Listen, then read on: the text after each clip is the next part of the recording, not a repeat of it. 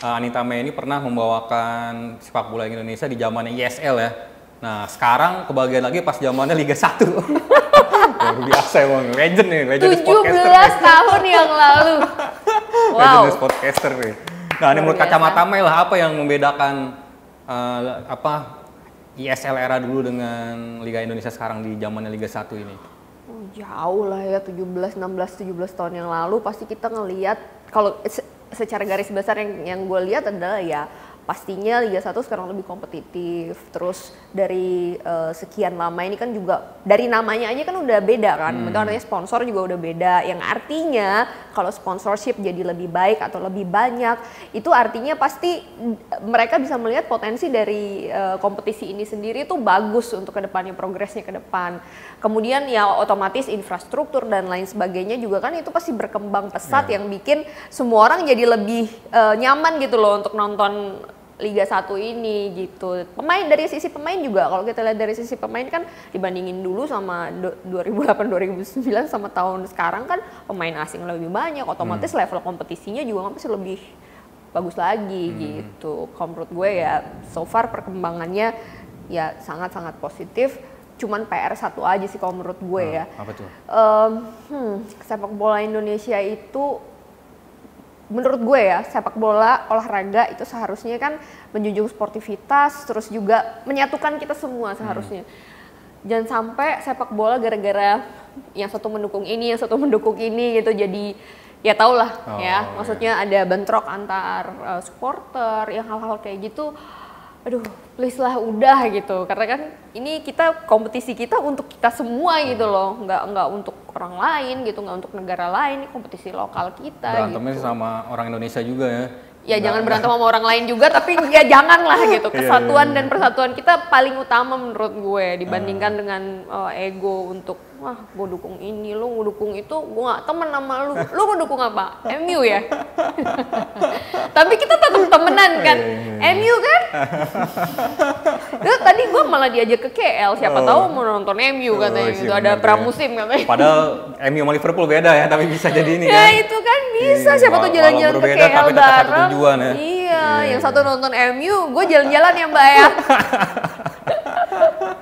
Itu menurut gue sih. Nah ini lagi hot ini soal kabar pelatih di timnas Indonesia nih.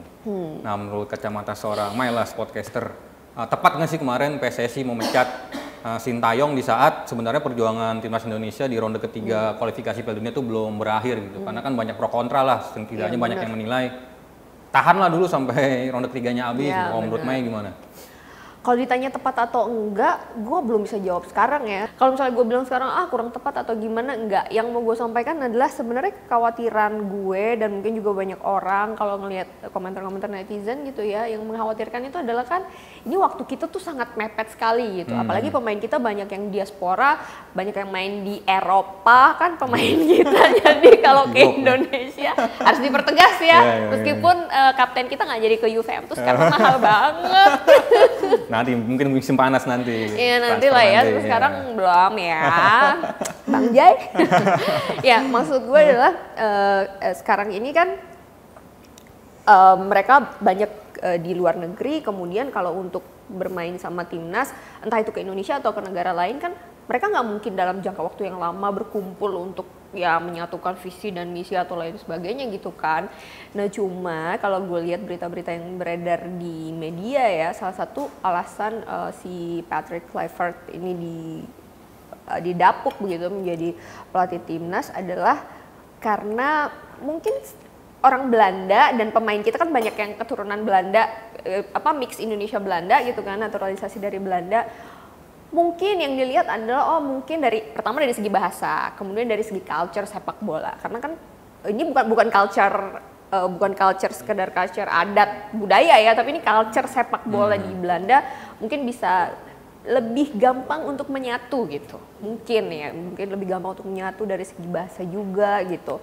Apalagi seorang Patrick Kluivert ini juga kan punya nama yang seorang legenda Barcelona atau ya dengan embel-embel di belakangnya kan bisa dipandang di mata dunia tuh punya image yang wow gitu mungkin ya. Tapi kalau semoga aja sih mereka nanti bisa mudah gitu ya untuk saling ngeblendnya gitu. Seharusnya lah ya, karena kan faktor bahasa udah nggak ada lagi nih. Benar.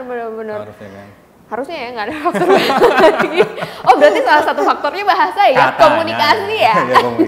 Ya memang sih Katanya. kalau lihat-lihat baca-baca di media memang komunikasi, leadership, sama apa ya lagi satu ya katanya ya. Ya ruang gantinya nggak harmonis lah. Ya segala tidak bisa macam. mengontrol ruang Iya. ganti sama pemain lah ya. Cuman ya semoga dengan kehadiran Patrick Kluivert dan timnya bisa membawa suasana yang berbeda gitu. Harus lebih baik karena katanya Pak Erick Thohir kan kepengen permainan bola kita tuh lebih progresif gitu kan katanya supaya kita bermainnya lebih menyerang gitu.